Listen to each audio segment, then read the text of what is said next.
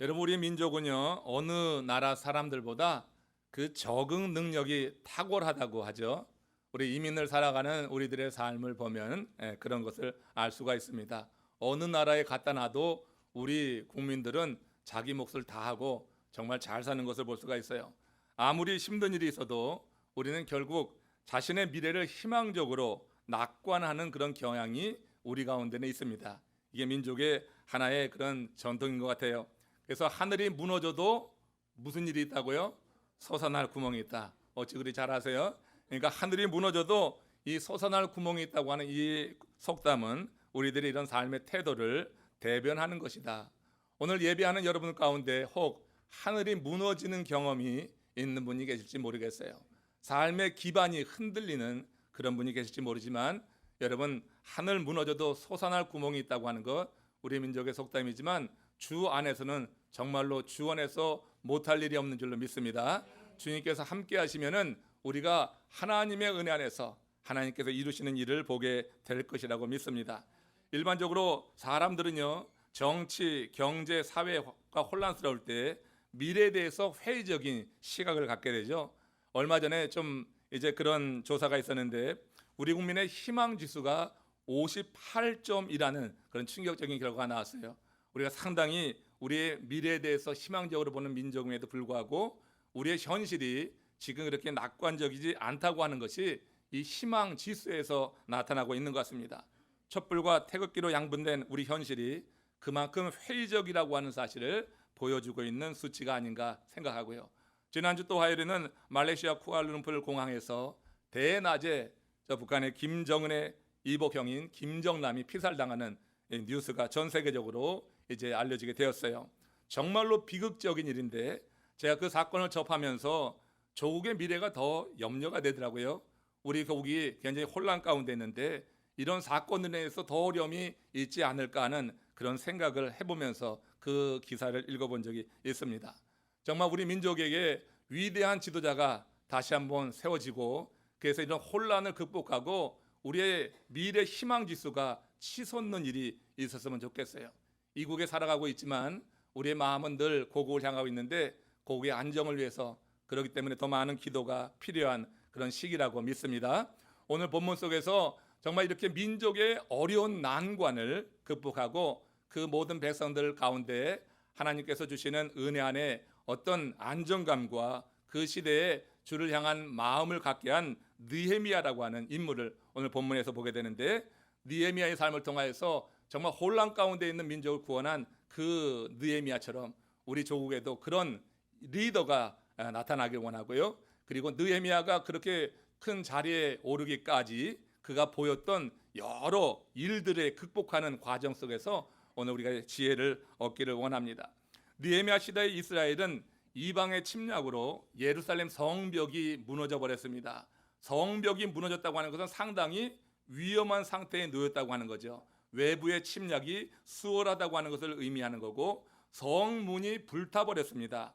이 소식을 느헤미야가 저 멀리 바사라고 하는 곳에서 왕의 술 맡은 관원직을 감당하고 있을 때 그 조국에서 그쪽으로 잡혀온 한 포로를 통하여서 듣게 되는 것이에요. 큰 시련을 겪고 있었던 것입니다. 조국이 정치, 경제, 사회적으로 안정을 찾지 못하고 있었다고 하는 거예요. 아마도 이스라엘 백성들의 미래에 대한 희망 지수가 바닥을 치고 있는 그런 시기였습니다. 우리가 말라기서를 공부했지만 말라기 시대의 그 역사적 배경이 바로 느헤미야가 살았던 그 시대를 말하는 것입니다. 이런 상황을 전해들은 느헤미야가요, 성령의 감동으로 금식을 시작합니다. 모든 음식을 끊고 하나님께 메어 달리는 것입니다. 이스라엘 민족을 향하여서 하나님의 뜻이 어디 있는지 물으며 자기가 어떤 역할을 감당해야 될지 묻게 되는 것이에요. 이때 하나님께서 섭리 가운데 그 백성들과 함께 하라고 하는 것, 예루살렘 성의 재건을 위해서 네가 헌신하라고 하는 그런 감동을 주는 거예요. 지금 그의 몸은 볼모로 배와 있는 상황인데 멀리 조국의 회복을 위해서 네가 한번 앞서서 나서봐라 하는 감동이 성령의 감동으로 그에게 임했습니다. 그러나 그러려고 하면은 그는 왕의 재가를 얻어야지 됐습니다. 근데 그것이 인간적으로 볼 때 그리 가능한 일이 아니잖아요. 자기의 신분이 볼모의 입장으로 돼 있는데 예루살렘으로 돌아가는 것 자체도 재가를 얻어야지 되지만 예루살렘으로 돌아가서 헛어진 그 성벽을 다시 세우고 불탄 성문을 세우겠다고 하는 것, 이렇게 요청하는 것이 왕에게 쉬운 일이 아니었던 거예요. 그래서 느헤미야는 선뜻 나서지 못하고 말도 하지 못하고 그 마음만 속이 타들어가고 있었습니다. 성령은 그의 마음에 성전 재건에 대한 감동을 계속해서 부어주는데 현실은 막막했던 거예요. 왕 앞에 나서기조차가 두려운 것입니다. 왕이 부르기 전에 가기도 어려운 그런 신하의 입장이었습니다. 그러던 어느 날 느헤미야가 더 이상 그 마음의 상태를 감출 수 없는 그런 지경에 놓이게 되었어요. 그것이 그 왕에게 드러나게 되었다는 것입니다. 느헤미야 2장 1절과 2절 말씀이 그런 내용입니다. 같이 읽습니다. 아닥사스다 왕 제20년 니산월에 왕 앞에 포도주가 있기로 내가 그 포도주를 왕에게 드렸는데 이전에는 내가 왕 앞에서 수심이 없었더니 왕이 내게 이르시되 네가 병이 없거늘 어찌하여 얼굴에 수심이 있느냐 이는 필연 내 마음에 근심이 있음이로다 하더라 그랬습니다. 지금 느헤미야가 왕께 술을 올리는 직책에 있었다고 하는 거죠. 그러니까 왕에게 술을 올리는 그런 관원의 역할이 있었는데 그가 왕 앞에 큰 신뢰를 얻었다고 하는 증거입니다. 볼모로 잡혀와 있지만 왕에게 술을 올리는 그 직책에 있다고 하는 것은 왕이 신뢰하는 거 아니겠습니까? 늘 암살 위험에 그렇게 쌓여 있는, 그래서 이 왕의 입장에서는 그 술 맡은 관원을 세울 때 얼마나 철저하게 검증을 하고 그렇게 자기에게 안전한 인물을 세웠겠어요. 그러니까 이 느헤미야가 술 맡은 관직을 맡고 있었다고 하는 것은 왕에게 신뢰를 얻고 있다고 하는 것이지만 반대로 생각해 볼 수도 있는 것입니다. 여러분, 그 자리는 상당히 위험한 자리가 될 수 있었던 거예요. 다시 말하지만 암살 위험을 늘 안고 있는 왕의 입장에서 술 맡은 관원의 얼굴 표정에 수심이 가득한 것을 보았다고 하면 어떤 생각을 할까요? 술을 올리는 그 관원의 얼굴이 수심이 가득하다고 하면 아마 이런 생각하지 않겠습니까? 저놈이 매수를 당했구나. 그래서 이 술에 독을 탄 것이 분명한 거야. 이런 생각을 할 수 있을 것입니다. 정말 여러분, 그렇기 때문에 항상 주변 사람들을 의심하는 그런 왕의 입장에서 볼 때 술 맡은 관원의 얼굴에 수심이 가득한 것은 상당히 큰 문제가 될 수 있었고 그에게 화가 임할 수 있는 사건이었던 것입니다. 그렇기 때문에 느헤미야 2장 2절에서 보면은 느헤미야가 이렇게 표현을 합니다. 그때 내가 크게 두려워하였더라. 그 얼굴에 수심이 가득한 것을 왕이 지적하는데 이 느헤미야의 마음에 붕 떨어지는 거예요. 정말 큰일 났구나 하는 그런 긴장감을 이렇게 표현했다고 하는 것입니다. 그러나 느헤미야는 즉각 자기의 마음을 다시 잡고 왕에게 그렇게 근심이 수심이 가득한 이유를 이렇게 설명을 하죠. 느헤미야 2장 3절 말씀입니다. 같이 읽습니다.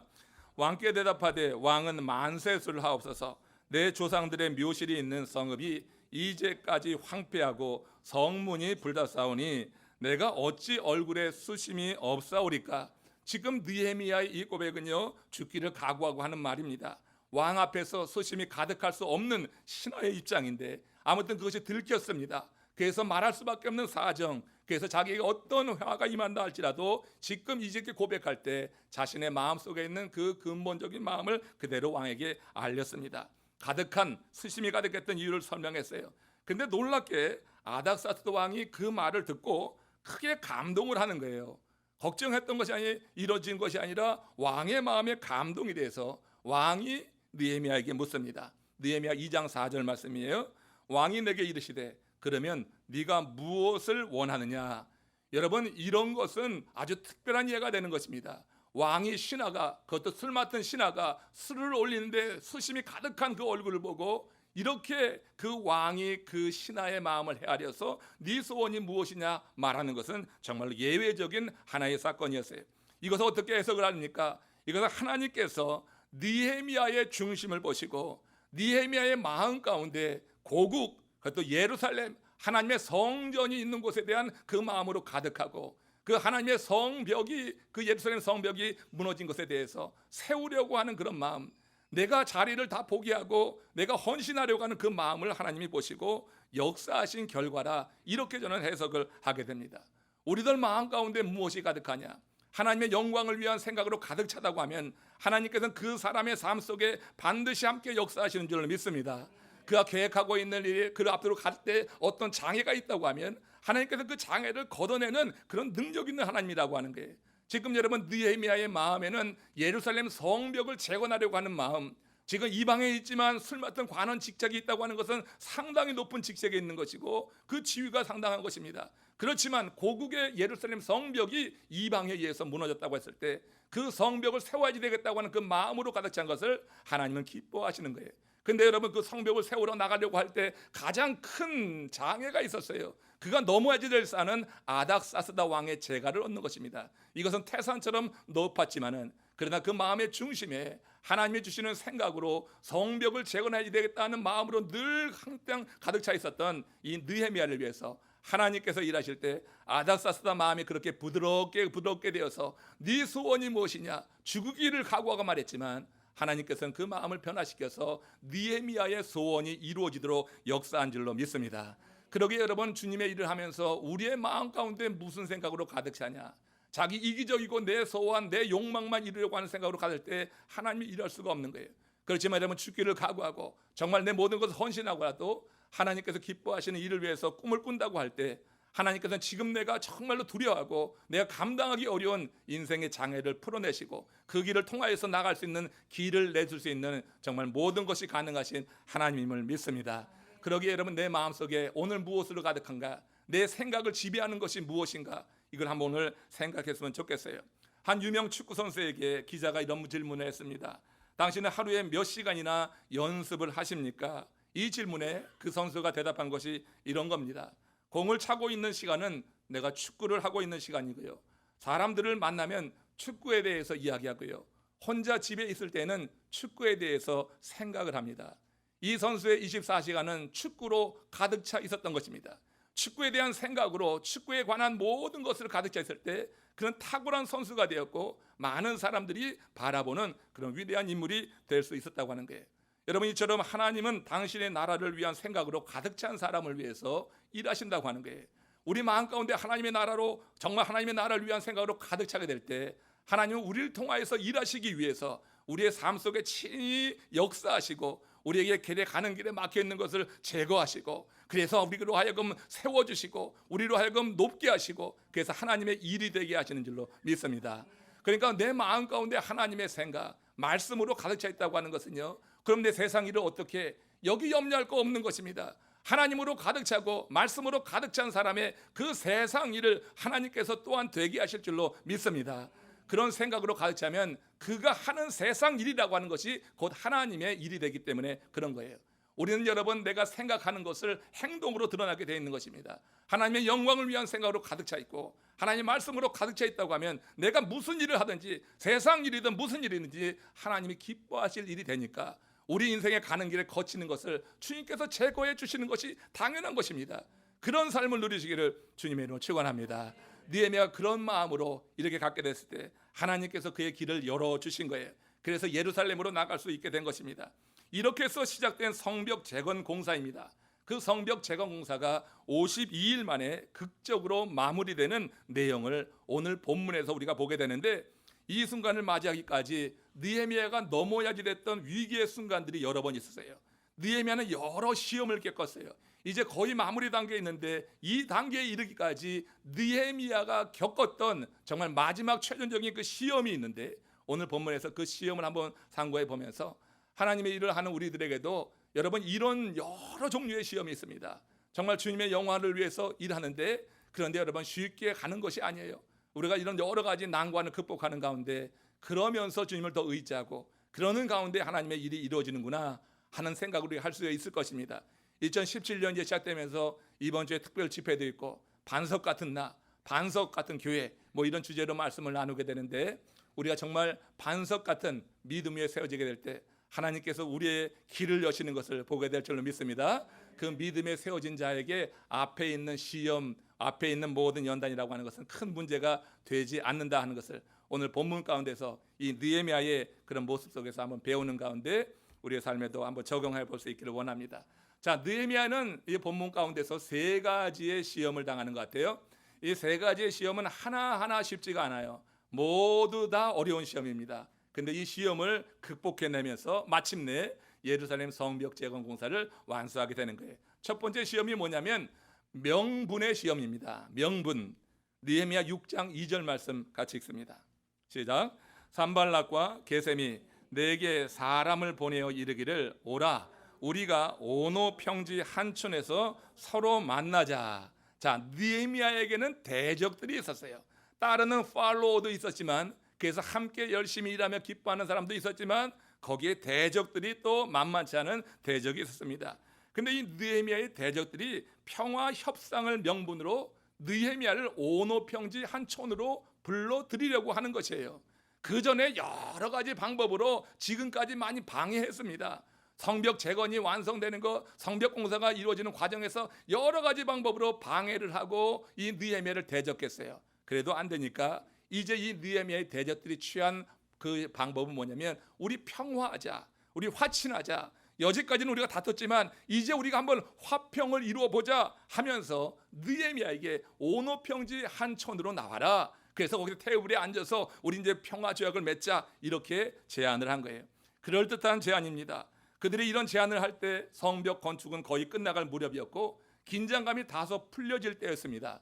어느 정도 이제 자신감을 가질 수 있는 그 순간이었어요. 현재 그는 유다 총독의 자리에 또한 이르기까지 했습니다. 한번 당당히 만나볼 수 있는 그런 위치에 있었어요. 게다가 4절에 보니까 이 대적들이 사람을 4번이나 보냈어요. 4번이나 보내면서 계속해서 평화협정을 맺자 그렇게 회유하고 있었던 거예요. 이 협상에 임하지 않으면은 느헤미야는 옹졸한 사람이라고 하는 그런 평가를 듣게 될 거예요. 평화를 원치 않는 사람이라고 하는 비난을 받게 될 것이었어요. 그러나 느헤미야는 그들의 제언을 단호하게 거절합니다. 그 이유가 성경에 나오는데, 먼저 느헤미야는 평화 협상을 제안하는 그들의 본의를 알고 있었어요. 본심이 무엇이냐면 느헤미야 6장 2절에 이렇게 기록이 됩니다. 실상은 나를 해하고자 함이었더라. 그들이 어떤 의도를 가지고 그 자리로 나오라고 하는지 느헤미야가 알고 있었다고 하는 것이에요. 이것은 성령 안에 사로잡혀 있었던 느헤미야에게 성령이 깨우쳐주고 말씀으로 깨우쳐진 그런 결과라고 하는 것입니다.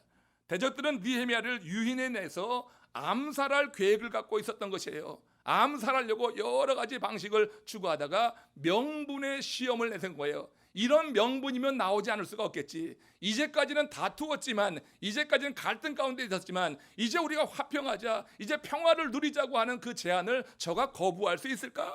이것이 여러분 대적들의 생각이었어요.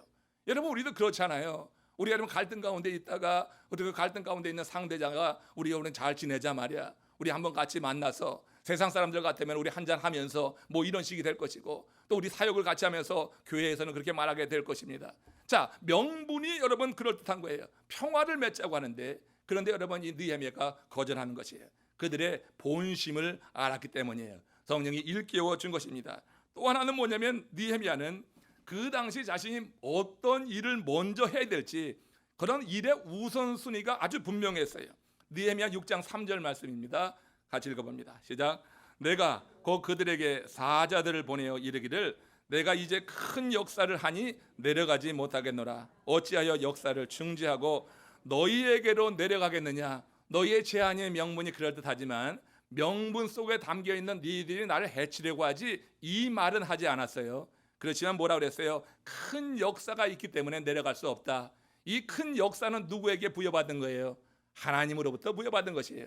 지금 내가 할 일은 하나님의 말씀에 따라서 이 성벽 재건에 몰입을 하고 내가 집중하는 것이지, 이제 사람의 말에 따라서 그것이 비록 명분 있는 평화협정이라 할지라도 지금 내가 할 일은 하나님의 말씀에 순종해서 이 성벽 재건을 완성하는 거다. 이렇게 여러분 정해놨어요.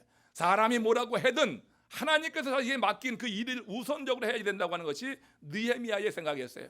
우린 여러분 사역하면서 사람들이 어떻게 말하나 여기에 많은 신경이 쓰입니다. 사람들이 뭐라고 하는가 거기에 따라서 하나님께서 기뻐하시는 그 일을 잠시 쉬기도 하고, 사람이 기뻐하는 그 일을 쫓아나갈 때가 얼마나 많이 있어요. 우리가 여러분 그런 일을 많이 경험합니다. 명분 있는 것, 이 세상적인 명분을 가지고 들이댈 때 하나님께서 기뻐하시는 그 일이 여러분 멈춰지고 중단되어지고 하는 일들 많이 봐요. 사역을 내놓게 되는 경우도 있게 되고요. 여러분 사람의 명분이 아니라 하나님께서 주신 사명감으로 우리가 무장되어 있을 때, 하나님이 주신 그런 말씀으로 무장되어 있을 때, 우리는 이와 같이 사람의 명분을 넘어서 하나님 기뻐하시는 선택을 해 나가야 될 줄로 믿습니다. 이 느헤미야가 이와 같이 일의 우선순위에 대해서 확실하게 정립이 되어 있었기 때문에 명분이 있는 일이었지만 그건 세상적인 명분이다. 하나님이 기뻐하시는 일이 무엇인가, 이 일을 위해서 그들의 제안을 거절했다고 하는 거예요. 그 이로 말미암아서 두 번째 시험이 와요. 이로 말미암아서 오는 시험이 이제 느헤미야 6장 5절에서 7절 말씀입니다. 그렇게 거부함으로 찾아오는 시험이 됩니다. 시작.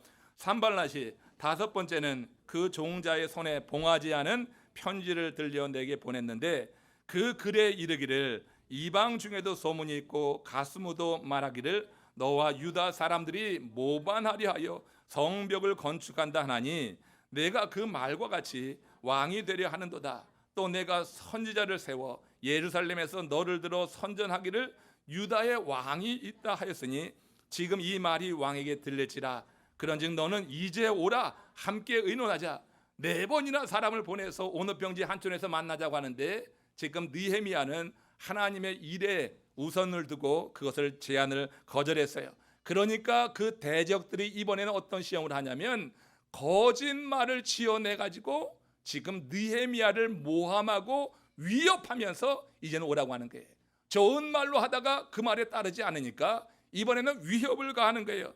이 말을 쉽게 풀며 설명하면 이런 겁니다.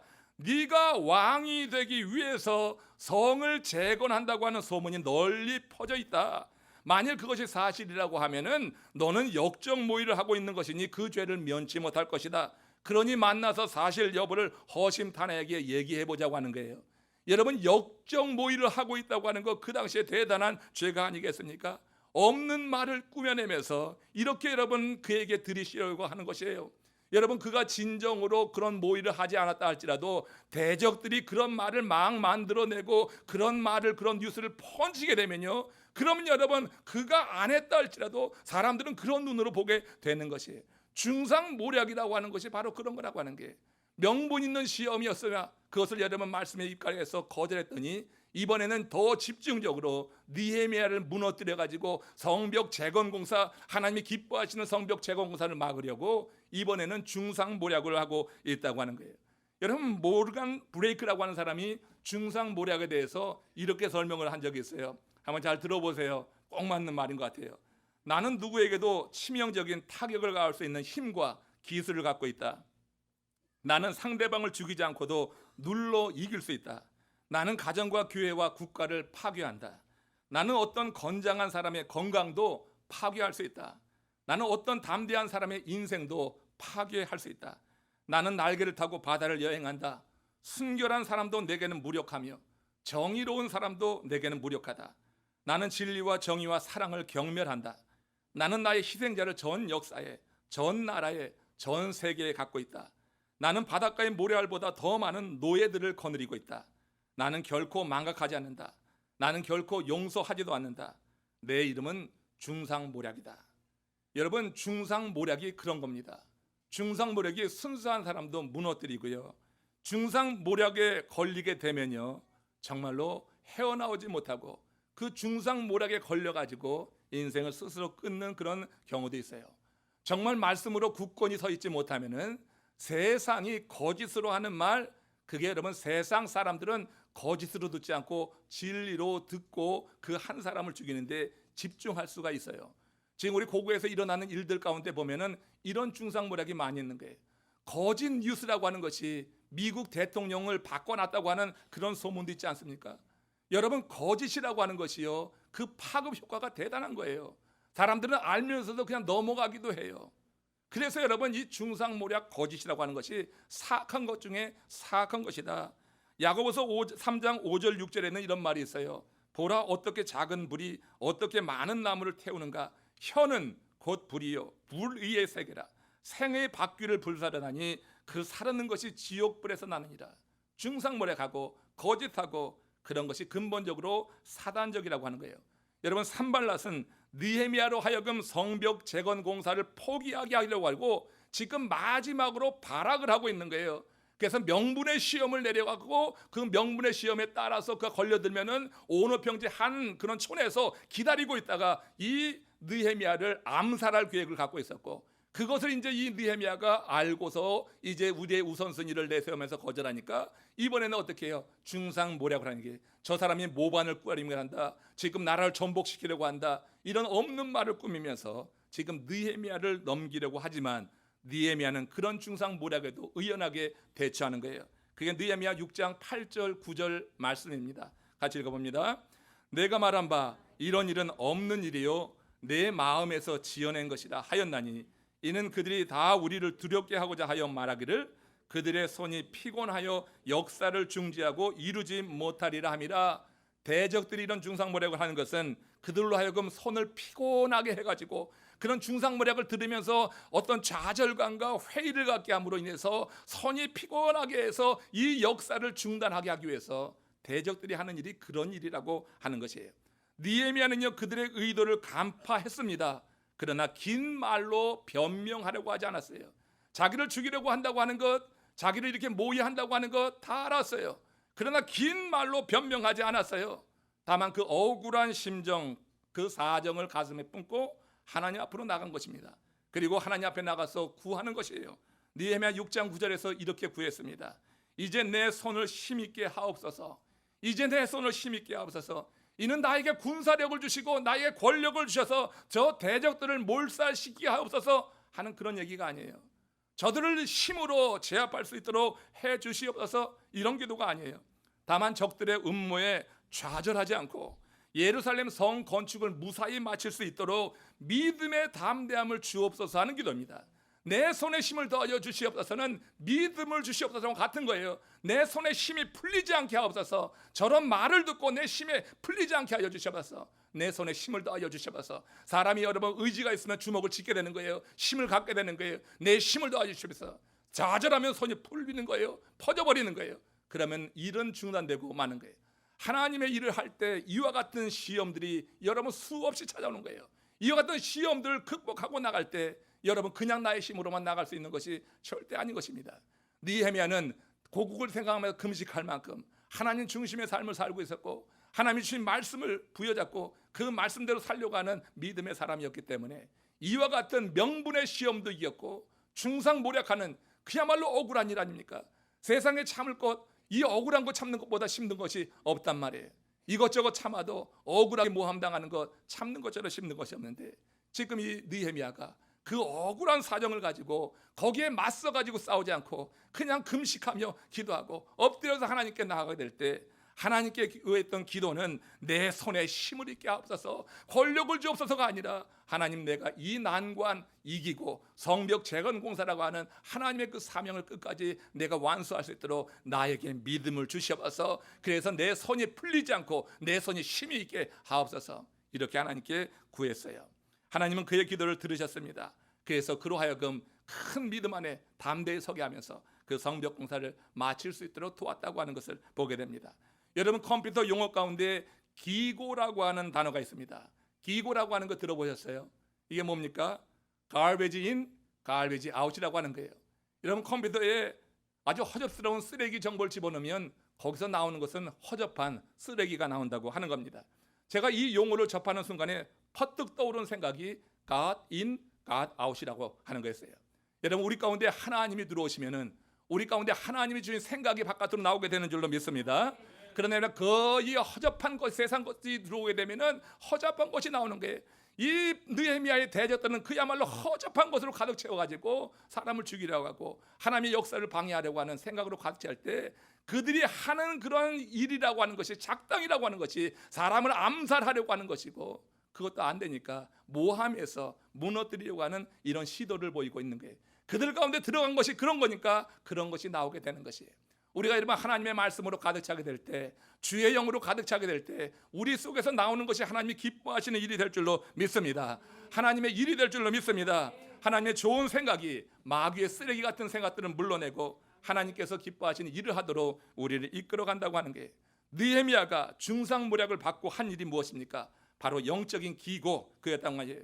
모함을 들었을 때 변명하지 않고 하나님을 찾아 나가서 하나님께 묻고 하나님의 말씀을 받아서, 그래서 하나님의 말씀을 받은 대로 행하게 될 때 그 사단 대적의 유혹을 이기고 그런 음모를 이기고 주님 기뻐하시는 일을 행할 수 있었다 하는 거예요. 한 번 더 생각할 수 있는 것이 이 느헤미야는 영적 분별의 시험을 또 겪게 됩니다. 명분의 시험, 그리고 중상모략의 시험이어서 영적 분별의 시험이에요. 느헤미야 6장 10절 말씀 보십시오. 제가 읽겠습니다. 이후에 무헤다발의 손자 들라야의 아들 스마야가 두문불출하기로 내가 그 집에 가니 그가 이르기를 그들이 너를 죽이러 올 터이니 우리가 하나님의 전으로 가서 외소 안에 머물고 그 문을 닫자.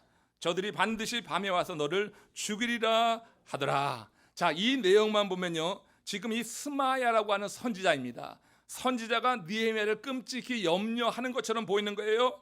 자, 선지자가 하는 말이니까 그냥 듣고 따라갈 수도 있었을 것이에요.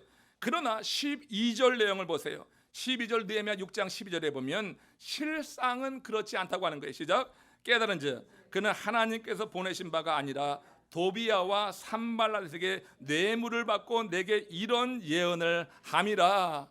여러분, 이 느헤미야가요, 지금 이런 영적 분별력이 있었기 때문에 이런 시험도 이긴 거예요. 지금 여러분, 선지자가 하는 말이니까 웬만하면 믿을 텐데, 그런데 이 느헤미야에게 하나님의 말씀이 가르친 느헤미야에게 영적 분별력을 성령 하나님이 주신 것이에요.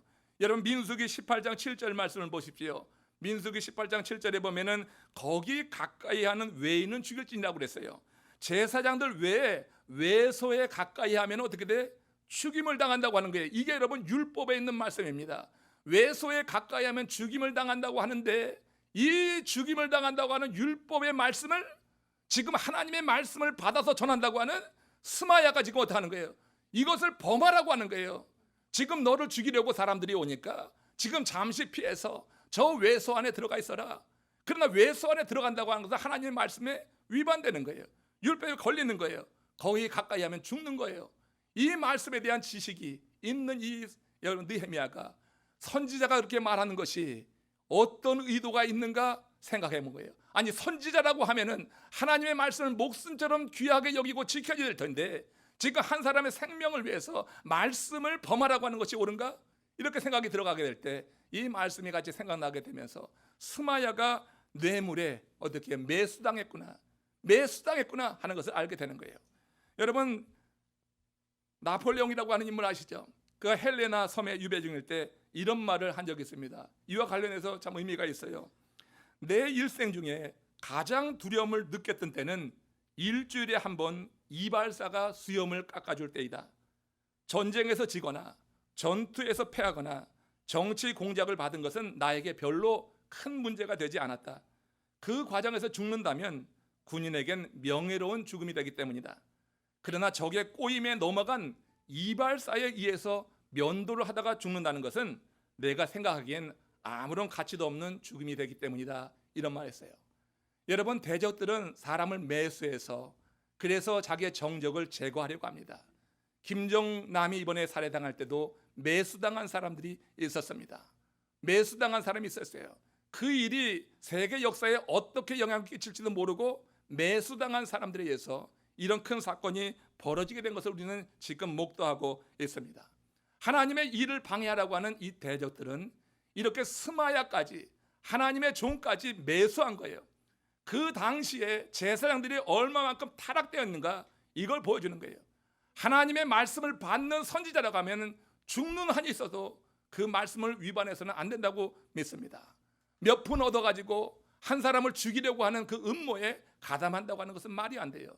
그런데 여러분, 이 느헤미야는 이와 같이 명분의 시험과 중상모략의 시험과 이와 같이 사람을 매수해서 들어오는 이런 시험을 영적인 분별력을 가지고 잘 이겨내면서 결국 끝까지 어떻게 해요? 성벽 재건공사를 완성해 나갔던 것을 오늘 본문에서 보게 돼요. 이 느헤미야가 이 세 가지 시험을 받았을 때 그가 찾아온 이 시험이 찾아온 시기가 또 의미가 있는데, 느헤미야 6장 1절에 보면 이런 말이 있습니다. 산발락과 도비야와 아라비아 사람 게셈과 그 아버지 우리의 원수들이 내가 성벽을 건축하여 허물어진 틈을 남기지 아니하였다 함을 들었는데 그때는 내가 아직 성문에 문짝을 닫지 못한 때였더라 그랬어요. 거의 성벽 쟁여건 공사가 다 완수되었을 때 산발라 도비아 게셈이 그 이야기를 듣고 성문을 닫기 전에, 성문을 닫으면 이제 끝인데 닫기 전에 마지막으로 어떻게 해요? 발악을 하면서 이 느헤미야로 하여금 무너지게 이런 시험을 주고 있었다고 하는 거예요. 농사를 짓는 경우에 보면 모내기 할 때, 씨 뿌릴 때 별 어려움 없습니다. 그러나 곡식이 다 여물고 벼가 고개를 숙일 때, 추수 때쯤 되면은 그때 한 번씩 찾아오는 게 태풍입니다. 폭우입니다. 그것이 쏟아지면서 농사를 망치는 경우가 정말 많지 않아요? 여러분, 이처럼 개인의 신앙생활, 우리 삶 속에 보면은 문짝을 닫기 직전에, 어떤 일을 마무리하기 직전에 그때 여러분 큰 시험이 찾아올 때가 있는 것입니다. 그러기에 우리는 천국문을 열고 들어가는 그 순간까지 영적으로 방심해서는 안 될 것이라고 하는 것을 우리가 이 문짝 달기 전에 느헤미야에게 왔던 이 시험을 통해서 한번 생각해 보는 겁니다. 여러분, 우리 하나님의 말씀으로 가득 찰 때 여러 시험을 이길 수 있는 능력이 우리 가운데 임합니다. 하나님의 말씀은 우리로 끝까지 방심하지 않게 하고 영적인 분별력을 갖게 하여서 하나님의 말씀 안에 서게 하고, 그래서 하나님의 일이 우리를 통하여서 이루어지게 하신다고 하는 게, 마지막으로 이런 이야기 한번 전하면서 말씀을 마치겠는데 한번 잘 들어보세요. 의미 있는 말씀 같아요. 하나님이 유황불로 소돔성을 심판하기 바로 직전까지 회개를 촉구하면서 한 노인이 그 소돔성 사람들에게 메시지를 전하고 있었다고 전해집니다. 이 노인은 날마다 소돔성 앞에서 행인들을 향하여서 하나님의 심판 메시지를 선포했던 것입니다. 회개하라고 선포했던 거예요. 그러나 향락에 깊게 빠져 있었던 소돔성 사람들은 누구도 노인의 말에 귀를 기울이지 않았습니다. 그리고 비웃기만 했어요. 이보시오, 당신이 아무리 외쳐도 사람들은 전혀 듣지 않는데 왜 쓸데없이 그런 일을 하고 있어? 하면서 노인을 핍박하면서 그렇게 말했습니다. 그 말에 대해서 그 노인이 한 말이 참 의미가 있는 거예요. 이런 말을 했습니다. 나도 알고 있어.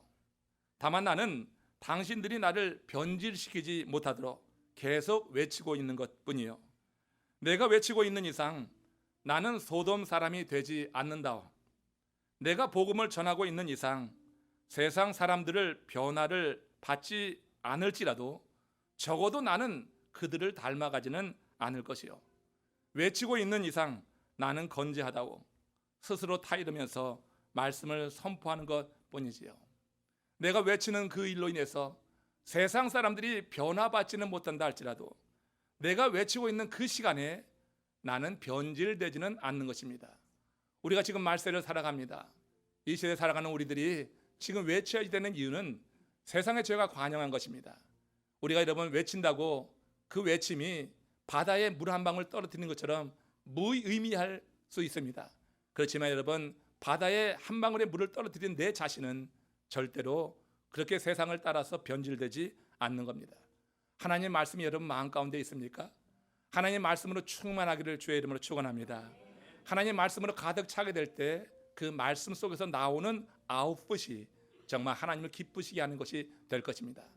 허접한 세상 것으로 가득 채우지 말고, 그래서 나를 통해서 나오는 것이 허접한 쓰레기가 아니라 하나님의 거룩한 것으로 가득 채워서 내가 입을 열면 하는 것이 누군가를 살리는 것이 돼야지, 내가 입을 열어서 하는 것이 누구를 죽이려고 하는 것, 암살하려고 하는 것, 무너뜨리려고 하는 것, 이런 파괴적인 사단적인 것이 아니라 하나님 기뻐하시는 하나님의 사람으로서 정말 세상을 세우고 하나님의 나라를 확장하는 이 아름다운 일이 이 느헤미야의 삶을 통해서 느헤미야가 보여준 그런 아주 위대한 모습 속에서 우리가 함께 배우면서 우리의 삶 속에 적용해 나갈 수 있기를 주님의 이름으로 축원합니다.